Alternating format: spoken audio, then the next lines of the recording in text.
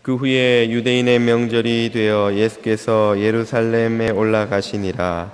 예루살렘에 있는 양문 곁에 히브리 말로 베데스다라 하는 못이 있는데 거기 행각 5이 있고 그 안에 많은 병자, 맹인, 다리 저는 사람, 혈기 마른 사람들이 누워 물의 움직임을 기다리니 이는 천사가 가끔 못에 내려와 물을 움직이게 하는데 움직인 후에 먼저 들어가는 자는 어떤 병에 걸렸든지 낫게 되밀어라. 거기 38해 된 병자가 있더라. 예수께서 그 누운 것을 보시고 병이 벌써 오랜 된 줄 아시고 이르시되 내가 낫고자 하느냐. 병자가 대답하여 주여, 물이 움직일 때에 나를 못에 넣어주는 사람이 없어 내가 가는 동안에 다른 사람이 먼저 내려가나이다. 예수께서 이르시되 일어나 내 자리를 들고 걸어가라 하시니 그 사람이 곧 나아서 자리를 들고 걸어가니라. 이날은 안식일이니. 아멘. 오늘은 귀한 강사님 한 분을 모셨습니다. 지난 금요일부터 오늘까지 3일에 걸쳐 가을 부흥회를 섬겨주고 계시는 LA 한길교회를 담임하고 계시는 노진준 목사님이십니다. 3일 동안 귀한 말씀으로 교우들에게 큰 도전과 은혜를 주고 계시는데요. 오늘은 이것은 교회가 아닙니다 라는 제목으로 마지막 말씀 전해주시겠습니다. 우리 목사님 나오실 때 할렐루야로 환영해 주시면 좋겠습니다.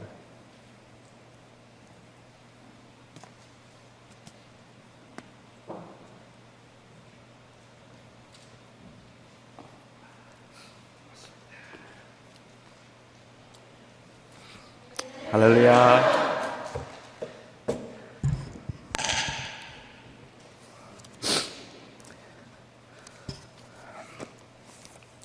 제가 동부에서 목회할 때 한 번은 교회협의회에서 연합으로 부흥회를 한 적이 있었습니다. 저희 교회 청년들이 그날 특별 순서를 맡았다고 해서 제가 그 연합 집회에 참석을 했다가 상당히 충격적인 말을 들었습니다. 그 부흥회 강사로 오신 목사님께서 가족들 중에 아직도 예수를 믿지 않는 사람들, 아직도 그래서 그 구원의 은혜와 확신이 없는 사람들에게 어떻게 그 사람들을 구원할 수 있는가 하는 문제와, 그리고 자녀들이 방황하고 자녀들이 힘들어하고 있는 그 부모들에게 어떻게 하면 그 자녀들이 좋은 대학에 갈 수 있고 어떻게 하면 자녀들이 마음을 잡고 안정된 생활을 하게 할 수 있을까 하는 것에 관한 이야기였습니다. 우리 모두가 다 사실은 예수를 구주로 믿고 그리고 영원한 나라에 소망을 두고 살아가는 사람들로서는 가족들 중에 아직도 예수를 모르는 사람이 있으면 마음에 안타까움이 있어서 무엇이라도 하겠다는 그러한 마음이 있고, 특별히 우리 사랑하는 자녀들이 방황하는 모습을 보면 그 자녀들을 좀 바르게 세우기 위해서 우리가 무엇을 해야 할까 하는 그 고민들이 있던 차에 이 목사님께서 어떻게 자녀들을 바로 좋은 대학에 보낼 수 있는가 하는 것과 어떻게 하면 그 가족에 예수를 믿지 않는 사람들을 이제 구원할 수 있는가 하는 것에 관한 이야기였습니다. 그리고 그 목사님이 제안했던 답은 2,000불의 헌금이었습니다. 2,000불만 헌금하면 그 영혼을 구원할 수 있을 것이며 2,000불만 헌금하면 그러면 그 자녀가 좋은 대학에 가도록 하나님께서 형통하게 하실 것이라는 것이 그 메시지의 요약이었습니다. 저는 그 메시지를 들으면서 너무 분노했습니다. 이거는 마치 중세시대에 면죄부를 파는 것과 뭐가 다르겠는가라는 생각이 들어서 제가 그 다음날 인근 그 볼티모어에 있던 일간지에 이런 집회는 이제 그만해야 된다 하는 그 집회 유감이라는 제목으로 제가 거기에 기고를 했습니다. 제가 그 글을 기고하면서 이제는 이런 식의 집회는 하지 말아야 된다는 이야기를 했기 때문에 교회 협의회에서 저를 불렀고요. 그리고 그 목사님들이 저와 인터뷰를 하자고 만나자고 해서 만난 자리에서 다른 교인들은 다 은혜를 받고 좋아하는데 왜 별나게 구느냐는 그러한 책망을 받았습니다. 그러면서 한 편지를 보여주었어요. 그 집회에 참석했던 한 사람이 보냈다는 그 편지와 헌금을 저에게 보여주어서 제가 그 편지를 읽어 보았습니다. 사실은 더 가슴이 아프고 더 분노할 수밖에 없는 내용이었습니다. 미국에 온 지 10년 된 분이었는데 10년 동안 서류 미비자로 있으면서 한인 슈퍼마켓에서 아주 힘들게 살았던 분입니다. 가족들은 한국에 있어서 그 아내와 아이들이 너무 보고 싶지만 한국에 갈 수 없는 사정이라 그냥 돈 벌어서 한국에 이 생활비 보내주는 것으로 만족해야 됐던, 그러면서 어떻게든지 영주권을 받아서 이 가족들을 좀 미국으로 데려오고 싶다는 간절한 열망을 가지고 10년 동안 온갖 고생을 다 했던 분입니다. 그분이 그늘 집회에 참석했다 은혜를 받았다고 했습니다. 그렇게 은혜를 받고 그분이 보낸 편지 가운데, 그런데 지금 그 한국에 다 돈을 보내고 현재 가지고 있는 돈이 1,700불밖에 없다고. 이 1,700불밖에 없어서 2,000불이 되지 못하지만 내가 너무 가족들을 보고 싶고 그리고 또 그 가족들에 대한 간절한 소원이 있으니까 목사님들이 기도를 좀 많이 해 주어서 1,700불 헌금이라도 우리 가족들이 영주권 받고 미국 올 수 있게 해달라고 그렇게 기도해 달라는 내용의 편지였습니다. 어떻게 이런 걸 믿을까라는 생각이 들지 않으십니까? 어떻게 이런 말을 믿고 헌금을 할 수 있을까? 정말로 2,000불의 헌금이면 그 가족을 구원할 수 있고 2,000불의 헌금이라면 그러면 자녀들을 좋은 대학에 보낼 수 있다고 생각하는 사람이 정말로 있단 말입니까? 근데 사실은 사람들은 그 연약함 가운데서 너무 힘들기 때문에 그리고 너무 간절하기 때문에 마치 지푸라기라도 잡는 심정으로 그런 가능성이 있다면 그 가능성을 포기하고 싶어 하지 않는 인간의 연약함이 있어서 그냥 이런 모습들을 어리석고 미련한 짓들이라고만 말할 수는 없습니다. 그런 이 말에 이성적인 판단을 할 수 없을 만큼 맹신적이 되어버리는 이 인간의 제한된 그 심리 상태나 그것이 무엇이든 간에 그렇게 무엇이든지 의존할 수밖에 없는 절박한 상황에서 아무것도 할 수 없는 이 인간의 연약함이 사실은 생각할수록 안타깝습니다. 뭐든지 길만 있다면 뭐든지 한번 해보고 싶을 만큼 그렇게 답답하고 절박한 상황에 여러분도 처해 본 적이 있을 것이고 저도 처해 본 적이 있습니다. 그래서 이런 인간의 연약함을 이용해서 돈을 벌려고 하거나 속임수를 써서 권력을 누리려고 하는 사람들의 잔인함은 더욱더 견딜 수가 없고 우리를 분노하게 만듭니다. 저는 교회가 이런 누를 범할 수 있는 가능성이 아주 다분히 높다고 생각합니다. 골든 카스비라고 하는 워싱턴에서 목회를 크게 하셨던 분이 목회 사역을 시작한 초창기에 이 텍사스에 있는 한 자그마한 마을에서 작은 침례교회 목회를 할 때 있었던 일입니다. 그 이야기를 그는 이렇게 소개했습니다. 그 교회에 6명의 아이를 둔 홀로 된 여인이 있었답니다. 그 홀로 된 여인이 6명의 아이를 양육하면서 힘들게 살아가는데 한 달 생활비가 40불이었다 그래요. 물론 그 당시에 40불은 지금보다는 가치가 있었겠지만 그래도 40불로 7 식구가 살기에는 턱없이 부족한 돈입니다. 그런데 이 여인은 그 40불 그 얻는 수입 중에 11조인 4불을 교회에다가 꼬박꼬박 헌금을 했습니다. 우연히 이 사실을 알게 된 카스비 목사가 그 여인을 찾아가서 헌금을 해야 할 의무를 느끼지 않아도 되니까 그 돈을 교회에 헌금하지 말고 가족들을 위해서 쓰라고 권면을 했습니다. 물론 그 여인은 이 헌금을 통해서 자기의 자존감, 존엄성을 찾으려고 했고 어려운 상황에서도 하나님께 감사하며 살겠다는 그러한 그 간절한 신앙의 고백 때문에 카스미 목사의 제안을 거절했습니다. 저는 이 어려운 상황에서 그 힘든 상황에서 그래도 헌금을 하려고 했던 그 여인의 믿음도 귀하게 생각하지만 그런 여인을 찾아가서 헌금을 하지 않아도 하나님은 당신을 사랑한다고 당신도 하나님 사랑하고 있음을 하나님이 아시니까 헌금하지 않아도 된다고 말해 줄 수 있었던 카스비 목사의 용기도 저는 존경스럽습니다. 하지만 우리가 자라온 그 교회의 배경에서 헌금은 투자라고 생각을 배웠고 헌금은 바로 축복을 받는 비결이라고 가르쳤기 때문에 어려운 사람들이 더 열심히 헌금을 해야 됐고 더 많이 헌금을 해야 했습니다. 돈이 많은 사람들은 굳이 헌금을 해야 할 필요를 느끼지 못할 만큼 그 메시지에서 어떠한 도전도 어떠한 그러한 유혹도 받지 않을 수 있었지만 너무 절박하고 힘들게 살아가면서 아무런 소망도 없는 것처럼 힘들게 살아가던 사람들은 하나님 앞에 잘 보이면 하나님께서 복을 주셔서 사업을 형통하게 하시고 하나님께서 내 모든 문제를 해결해 주신다는 그 말에 귀가 솔깃할 수밖에 없었다는 말입니다. 그래서 가난한 사람들이 헌금을 더 많이 해야 했습니다. 절박하고 어려운 사람들이 수없이 모여 있지만 사실은 답이 없는 곳에서 답을 찾고 있고 오히려 그렇게 안타깝게 답을 찾는 사람들을 이용하고 착취하려는 그 사람들이 기승을 부리는 곳은 누구도 원하지 않는 곳입니다.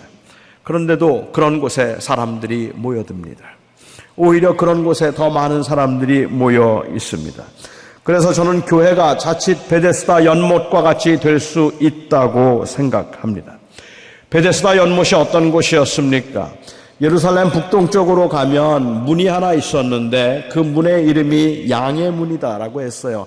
Sheep Gate라고 하는 양의 문이라는 그 문이 있었고 그 문 안으로 들어가면 큰 연못이 2개가 있었는데 그 2개의 연못 중에 하나가 바로 베데스다 연못이었습니다.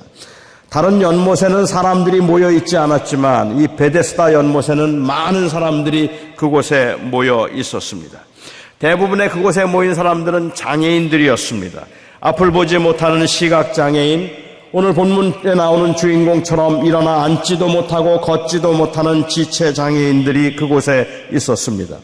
이런 장애인들이 많이 모여 있는 곳이었다면 특히 장애인들을 천대하고 저주받은 사람이라고 생각했던 당시 비장애인들은 아마도 그곳에 모여들지 않았을 겁니다.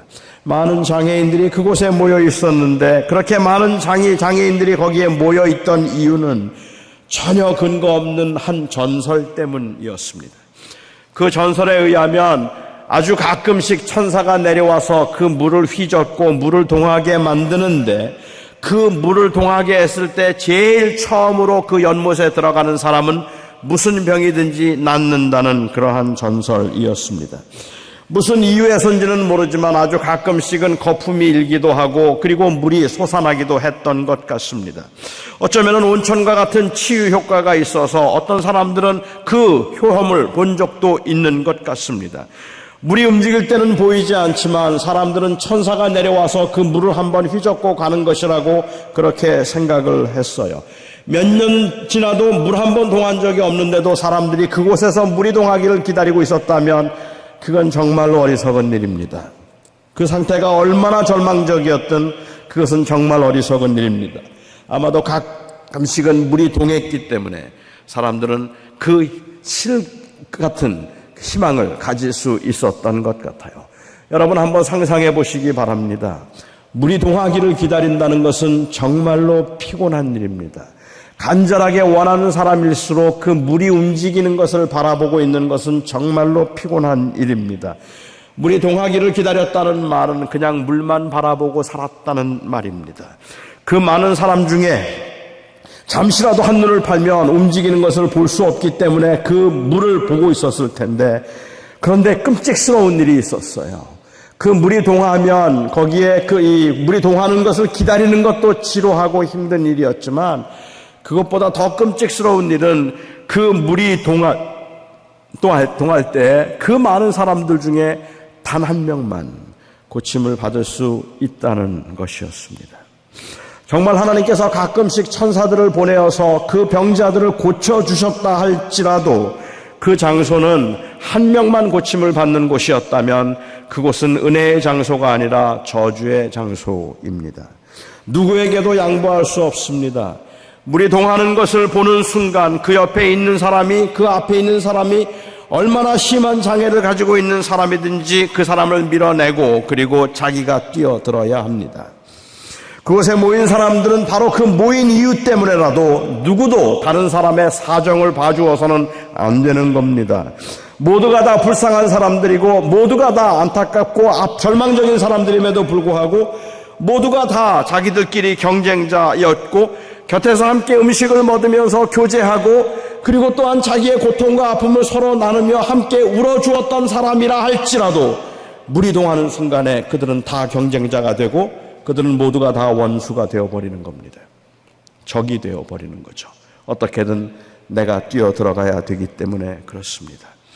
그 물속에 들어갈 수 있는 사람은 어쩌면 그 중에 그래도 장애가 좀 덜한 사람일 것이고 아니면 힘이 좀 있어서 그 물가에 자리를 잡고 물이 동하기를 기다렸던 사람이었을지도 모릅니다. 일단 물이 동했다 하면 조용했던 그 장소가 순식간에 아수라장이 되어버리고 곳곳에서 사람들의 울부짖는 소리가 진동을 하게 됩니다. 오늘 본문에 나오는 사람은 그 모여있던 사람들 중에서 가장 불쌍한 사람이었던 것 같아요. 38년 동안을 그 병상에 누워있던 사람이었습니다. 그가 언제부터 그런 병을 앓았는지 그리고 또한 그가 베데스다 연못에서 얼마나 오랫동안 기다렸는지는 우리가 알 수 없지만 그가 그곳에 있는 동안에 여러 번 물이 동하기는 했던 것 같아요. 너무 오랫동안 병을 앓았기 때문에 그럴까요? 병을 너무 많이 알면은 그럴 수도 있겠죠. 그 주변에 가족도 없었습니다. 가족들조차도 그를 떠났어요. 아니 가족이 있었다 할지라도 언제 물이 동할지 모르는데 그 장애인과 함께 거기에 기숙하면서 살 수는 없는 노릇이겠죠. 그런데도 가족도 없었고 자기 스스로 움직일 수도 없었는데도 이 장애인은 그 베데스다 연못가에 있었습니다. 혼자 움직일 수 없었는데 그를 도와줄 만한 가족도 한 사람 없었는데 그런데도 그는 왜 그 연못에 자리를 차지하고 있었을까요? 무엇 때문에 그 사람은 자기가 할 수 있는 것이 아무것도 없음에도 불구하고 그 연못가에 자리를 차지하고 있었을까요? 그것이 사실이었든 거짓이었든 물이 동할 때에 그 물속에 들어가면 나음을 받을 수 있을 것이라는 것이 이 장애인에게는 유일한 소망이었기 때문에 그렇습니다. 그것이 현실적으로 가능한 일이 아닌 것 같다고 할지라도 그것밖에는 붙을 수 있는 것이 없을 만큼 처절하게 불쌍한 사람이었기 때문에 그래서 어디도 갈 수가 없었어요. 그냥 그 자리를 지키고 앉아 있었어야 했다는 말입니다. 혹시 누군가 마음 좋은 사람 만나서 물이 동할 때 자기를 그 물속에 던져주기를 기대했을까요? 그럴지도 모르겠습니다. 도대체 어떤 사람이 어떤 희망을 주기 위해서 만들어낸 전설이었는지는 모르지만 베데스다는 사실은 가장 불쌍한 사람들이 모여있던 가장 잔인한 곳이었습니다. 그리고 바로 그곳에 예수님께서 찾아오셨습니다. 그리고는 38년 동안 일어나 앉지도 걷지도 못하던 그 불쌍한 사람을 만나셨습니다. 그에게 물으셨어요. 낫고 싶으십니까? You wanna get healed? 낫고 싶으십니까? 물으나 마나한 질문이죠. 하지만 그럼에도 불구하고 그 말만으로도 이 병자는 얼마나 큰 위로와 용기를 가질 수 있었을까요? 적어도 자신에게 말을 건네온 사람이라면 그 사람은 혹 물이 동할 때 자기를 도와줄 수 있다고 생각했을런지도 모릅니다. 아니 제발 누군가 이렇게 나를 찾아와서 낫고 싶으냐는 질문을 할 그때에 제발 물 한번 동해라.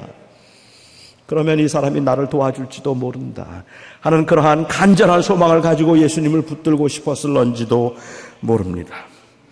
그래서 그가 말했어요. 그 물이 동할 때에 물속에 나를 넣어줄 사람이 없습니다. 예수님께서는 이 병자의 병을 고쳐주셨습니다.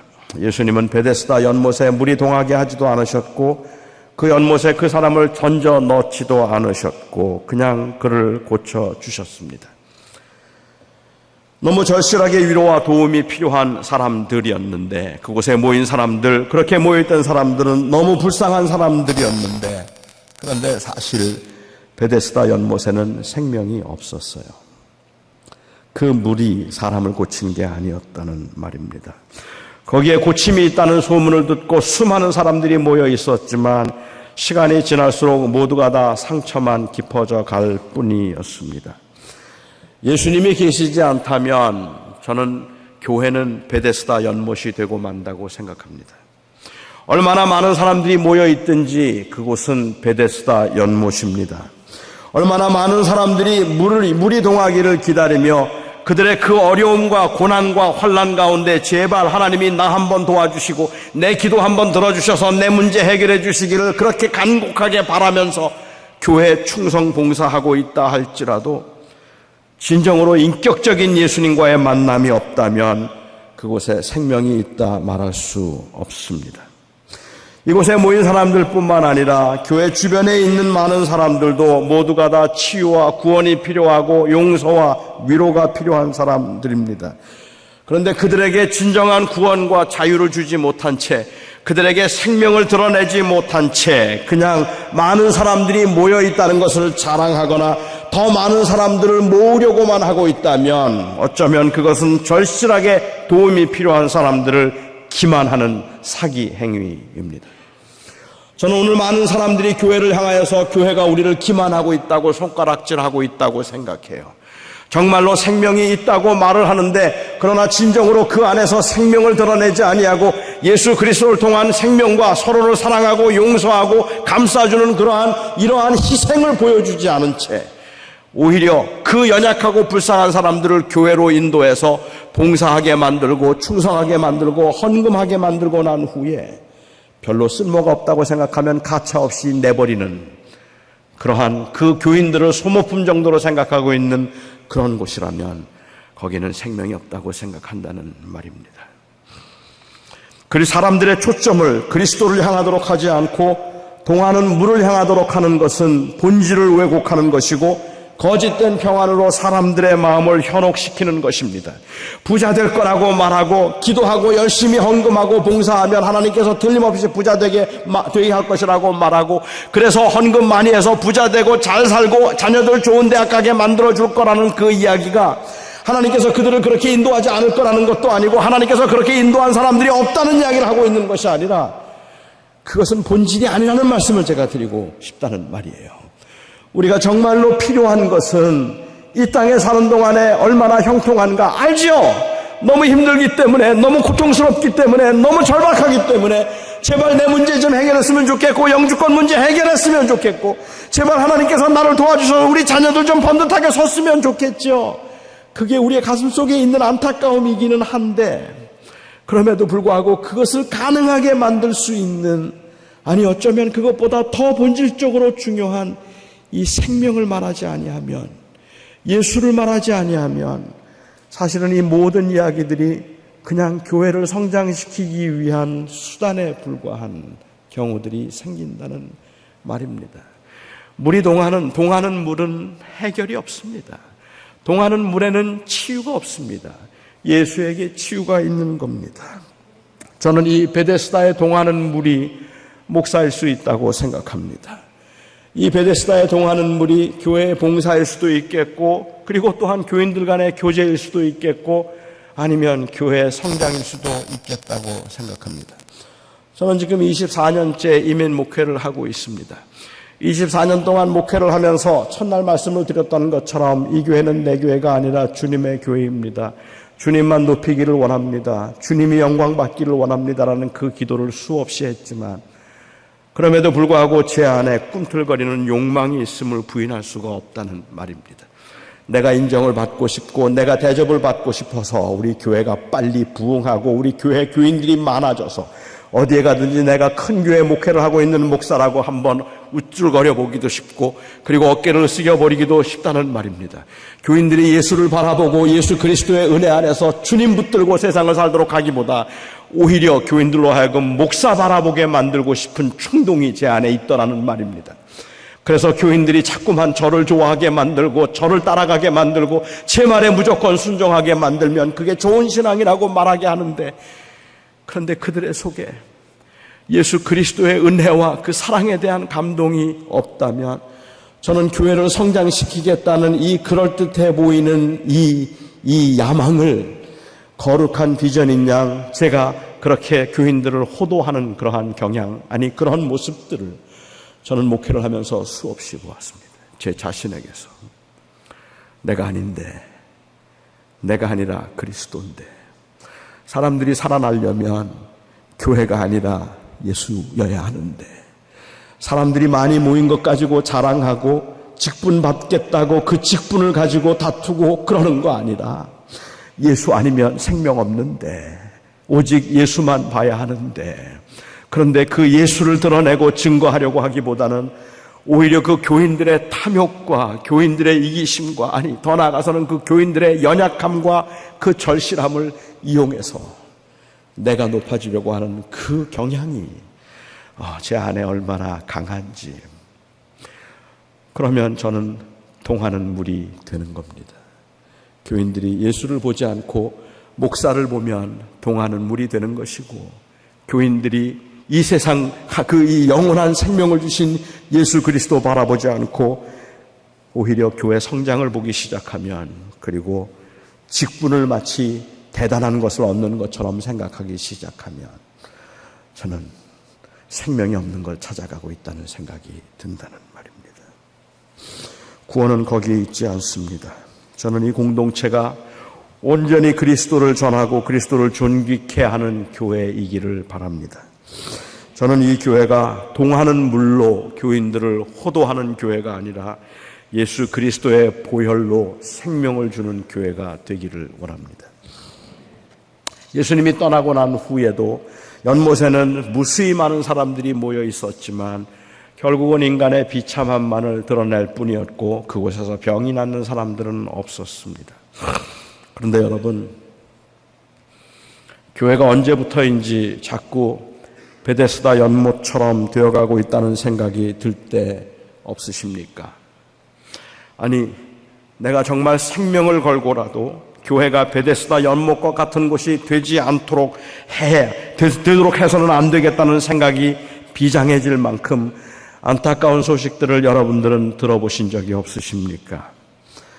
죄인들이 모인 곳이 교회라고 말을 하는데 죄인들이 소외되고 있다는 이야기를 들을 때 저는 교회가 생명이 없는 것 같다는 생각이 들고, 하나님의 자녀되는 권세가 모든 사람들에게 평등하게 임했다고 하는데 그래도 교회에서 돈이 있어야 대접을 받는다 말하고 돈 없어서 직분 못 받았다는 말을 들을 때 이 교회에 생명이 있는가라는 생각이 듭니다. 교회에 많은 것을 기여할 수 있는 사람들은 환영을 받는데 교회가 돌보아야 할 사람들이 들어오면 환영을 받지 못하고, 훈련받은 유능한 교인들은 어디를 가도 환영을 받는데 관심과 사랑이 필요한 초신자들은 환영을 받지 못한다는 말을 공공연하게 들을 때 도대체 교회는 지금 어디에 가 있는가라는 생각이 든다는 말입니다. 유흥업소에 나가는 여자분들이 교회에 갔다가 목사가 이제는 교회에 나오지 말라는 그 통보를 듣고 교회를 다시는 다니지 않기로 했다가 30년 만에 교회를 다시 가서 예수님을 만났다고 그 간증을 말하는 그분들의 이야기를 들을 때 그렇고, 교회에 나가기 시작했는데 헌금을 할 수 없으면 교회에 나오지 말라는 목사님의 이야기를 듣고 내 평생 교회를 다니지 않겠다고 작정을 했다고 하면서 제 앞에 주먹을 불끈 쥐고 제 앞에서 주먹을 휘두르면서 분노하던 그 청년의 말을 제가 들으면 정말 그런 일이 있었을까 싶기는 한데, 만일 정말 그런 일이 있었다면 그건 교회가 아닙니다. 그것은 그냥 베데스다 연못입니다. 영혼의 구원과 생명이라는 관점에서 사람들을 보아야 하는데 그 사람들을 지극히 실용적인 관점에서만 보기 시작할 때 전도에 대한 관심이 식어가는 건 당연한 일이라고 생각합니다. 하나님께서는 우리를 얼마나 사랑하셨는지, 우리 한 사람 한 사람을 하나님께서는 그리 소중하게 다루셨음에도 불구하고 우리는 주님의 마음으로 교인들을 소중하게 다루기보다는 그냥 교인을 일종의 메스로만 보는 것 같아요. 한 개인에 대한 관심이 아니라 사실은 그냥 메스로만 봅니다. 교인이 몇 명이 떠나든지 교인이 몇 명이 상처를 받든지 부흥하면 괜찮은 겁니다. 예수님께서 이 잃어버린 양의 비유를 말씀하실 때에 예수님은 한 마리의 잃어버린 양을 찾아서 99마리를 두고 떠나셨다고 했습니다. 실용주의에 익숙해져는 저희들은 이 말이 이해가 되지를 않죠. 아니 99마리는 어떻게 하려고 그 한 마리를 찾아가는가? 주님께서 말씀하시는 것은 99이 더 중요한가, 한 마리가 더 중요한가를 이야기하고 있는 것이 아니라 주님께서는 한 사람을 메스의 하나로 보지 아니하고 무리 중에 하나로 보지 아니하고 개인으로 본다는 말을 하고 계시는 겁니다. 팔레스틴의 목자들은, 선한 목자들은 양들을 카운트하는 방법이 재밌었다 그럽니다. 100마리의 양이 있다면 하나, 둘, 셋, 15, 19, 99, 한 마리 어디 갔지? 한 마리 어디 갔어? 그렇게 찾은 법이 없답니다. 그 중세, 이 팔레스틴 지방의 그 목자들은 양들을 카운트할 때 폴, 제임스, 메리, 존, where's Peter? where's Peter? 그게 선한 목자였다고 합니다. 그런데 오늘 교회가 교인들을 보면서 교인들이 늘어나는 것만 가지고 상처받고 아픔을 경험하고 진짜 도움이 필요한 사람들을 다 놓치고 있다면 도대체 그 성장은 누구를 위한 성장인가 말입니다. 브루스 딜만이라고 하는 피츠버그 제1장로교에서 목회를 오랫동안 하셨던 목사님이 계십니다. 이 브루스 딜만 목사님이 한 번은 서재에서 공부를 하고 있는데 집사님 한 분이 찾아오셨어요. 그래서 그 집사님과 이런저런 대화를 나누는 중에 그 집사님께서 목사님에게 이런 이야기를 해 주었습니다. 목사님, 목사들이요, 그리고 교회가 교인들을 도와주거나 아니면 그 영혼의 구원을 위해서 정말 희생이 필요할 때가 되면 꼭 대야신학에 빠집니다. 그랬어요. 베이슨 티올로지, 대야신학. 이 딜만 목사님은 신학을 오랫동안 공부했지만 대야신학이라는 말은 들어본 적이 없었어요. 다시 물었습니다. 대야신학이 뭡니까? 뭐가 대야신학입니까? 라고 물었더니 그 집사님이 말하기를 예수님께서 십자가에 못 박혀 돌아가시기 전날 밤 그 제자들이 그 예수님의 심정은 이해도 하지 못한 채 누가 서로 높으냐 다투고 있을 때 예수님은 그 대야를 가져다 수건으로 허리를 동이시고 그 신이 손을 대야에 담가서 제자들의 발을 씻겨주셨습니다. 예수님께서 그렇게 제자들의 발을 씻겨주시며 사랑과 섬김의 본을 보여주시고 불과 몇 시간이 지나지 않아서 예수님은 체포되어서 본디오 빌라도의 법정에서 바로 그날 새벽에 재판을 받으셨습니다. 그 재판을 받는 그 법정에서 빌라도는 예수님에게 죄가 없다는 것을 알고 있었지만 그 아내가 그 전날 꾸었던 꿈 때문에 이 복잡한 문제에 자기가 개입되는 것이 싫어서 그 법정에 있는 대야를 가져오라고 했습니다. 그리고는 그 대야를 가져다가 거기에 손을 담그고 손을 씻으면서 말하기를 나는 저 사람의 피와 아무 상관이 없다라고 말했습니다. 오늘날 교회들이 정말로 영혼을 사랑하는 마음과 그리고 그 영혼을 구원하기 위한 희생에 관한 이야기가 나올 때마다 언제나 말하던 예수님의 그 다락방에 있던 예수님이 손을 담갔던 그 대야를 슬며시 밀어내고는 빌라도의 법정에 있던 대야를 끌어옵니다. 그리고는 거기에 손을 담그면서 지금은 너무 바빠서요. 아직은 준비가 되지 않은 것 같아서 교회가 조금 더 성장하고 난 다음에 그리고 내가 조금 더 안정되면 그 다음에 사랑하지요 라고 그 빌라도가 손을 담궜던 그 대야에 손을 담그고 있습니다 라고 그렇게 말을 했다고 합니다. 저는 오늘 교회가 정말로 생명을 주는 교회, 생명이 있는 교회, 다른 그 어떤 것보다도 그 영혼을 소중하게 다룰 수 있고 그 영혼을 귀하게 여겨서 예수 아니면 생명 없습니다. 예수님 때문에 내가 살았습니다. 그 예수님만 높아지기를 원하고 여러분도 예수님 만나야 사는 겁니다. 교회에서 직분 받았다고 사는 거 아니고 교회에서 봉사 많이 한다고 되는 거 아닙니다. 이 땅에서 잘 살고 형통했다고 되는 거 아닙니다. 예수님 만나야 돼요. 예수님만이 우리의 궁극적인 문제를 해결하고 예수만이 우리에게 생명을 줄 수 있는 분이기 때문입니다.